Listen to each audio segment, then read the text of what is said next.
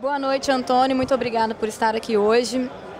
Antônio, me diz uma coisa, por que o tema do aquecimento global é tão polêmico? Porque é um sistema complexo quando você fala de clima, o que causa o clima, o que causa as variações do clima, o que causa as mudanças do clima de ano, a cada década, 100 anos, etc. Então, é um assunto muito complexo, a física envolvida em formar o clima é extremamente complexa.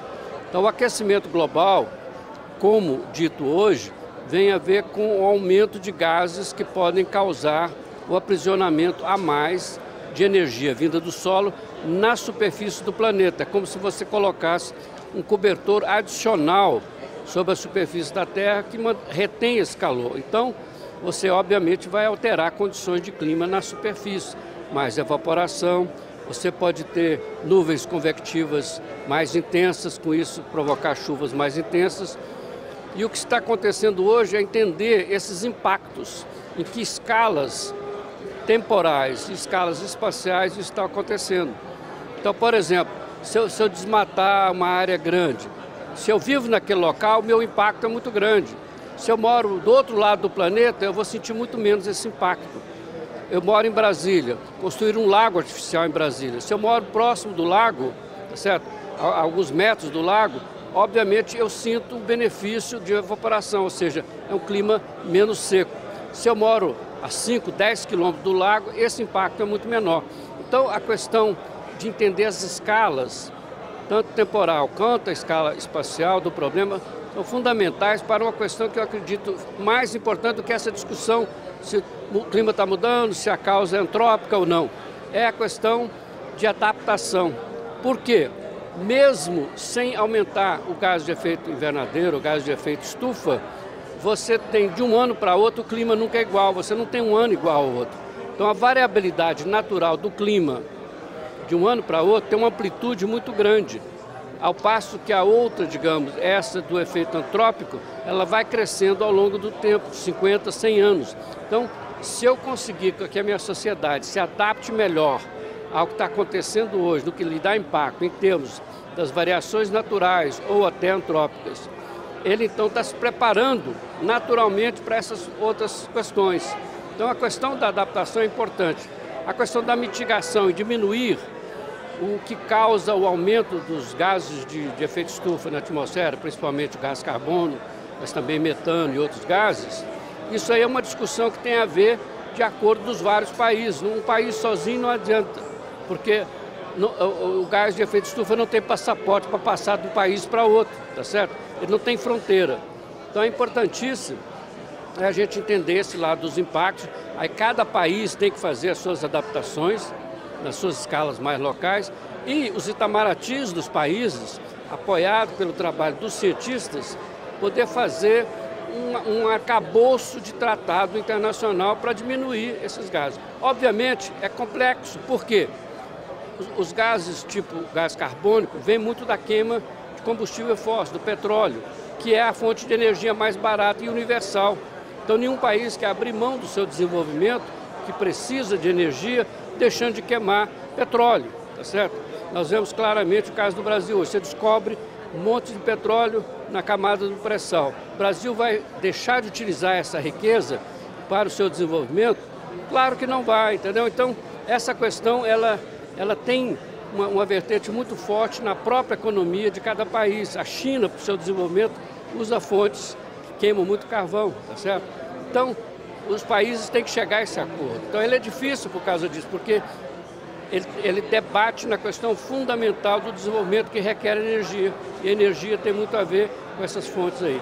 Então cada vez mais que se procurar fontes alternativas, tem uma mescla de energia hidrelétrica, fonte eólica, fonte solar, etc., você começa a diminuir a dependência de cada país nessa fonte primária que é só do petróleo. Isso ajuda muito a retardar, digamos, as emissões dos gases de efeito estufa, a retardar esse efeito. Mas claramente você já nota nas medições que há um certo aumento na temperatura na superfície, não no topo da atmosfera, porque o Sol continua o mesmo.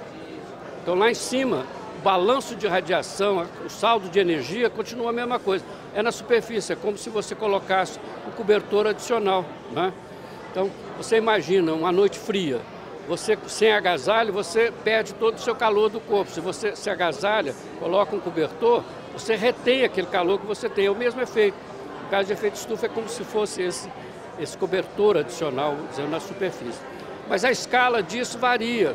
Então, o que se nota nas observações é que o efeito vai ser muito maior nos países do hemisfério norte, mais próximo das latitudes médias e altas, polares. Então, menos aqui no caso, mas vamos ter também. Mas nós temos que olhar esse problema, que é muito complexo, multifacetado. Eu não posso centrar só numa questão do sim ou não, tem ou não o efeito estufa. O homem está causando ou não está causando. Essa discussão eu acho que ela é menor. Eu acho que tem que se aprofundar nas questões todas, no desdobramento de desenvolvimento científico, para entender o melhor o que está acontecendo, com os dados atuais, para ver se isso está ocorrendo de fato, a dimensão social e humana e econômica, né? Porque eu preciso criar empregos para os jovens. Emprego significa que eu tenho que abrir uma indústria a mais. Indústria requer mais energia. Indústria requer mais o quê? Aço para construir um prédio. O aço vem da onde? Eu tenho que queimar, eu preciso de energia para transformar o minério de ferro em aço. Então, tudo isso está muito ligado na questão da fonte de energia. Então, por isso é um problema complicado. Mas nós estamos, obviamente, vivendo uma época complexa. A população crescendo, né?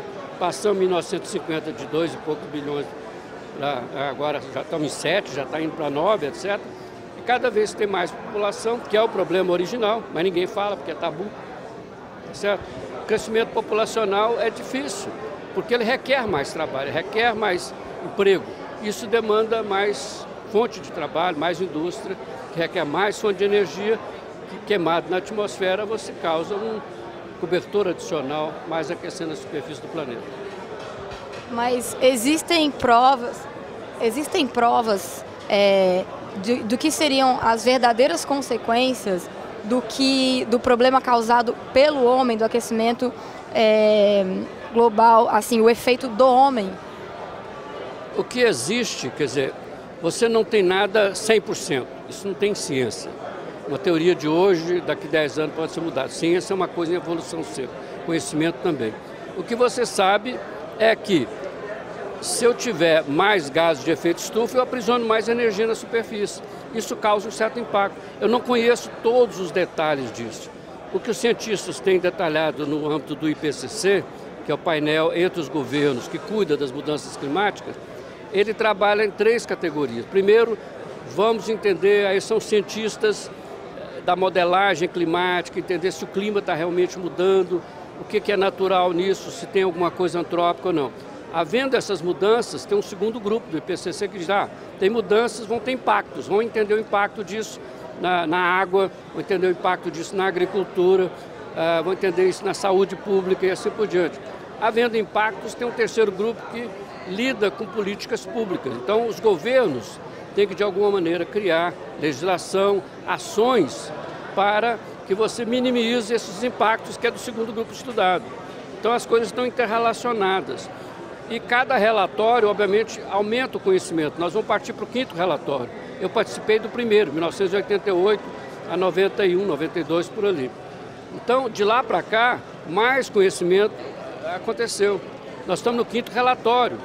Então, o que mostra que cada relatório você aproxima mais de conhecer isso aqui. Mas não que cada relatório fechou e a verdade é absoluta. Depois do 5º relatório, provavelmente você vai ter um 6º relatório. Então, isso é um processo de aumentar cada vez mais a confiança no conhecimento científico das mudanças climáticas, entender melhor esses impactos e ter melhores políticas públicas. Então é um processo como um todo. Eu não posso chegar num ponto e falar, entendeu? É 0 ou 1, não é binário essa história. Então chegamos, conhece tudo. O que mostra é que você tem alta probabilidade de alguma coisa estar acontecendo. Mas você não tem certeza absoluta. Então isso não existe nesse tipo de ciência.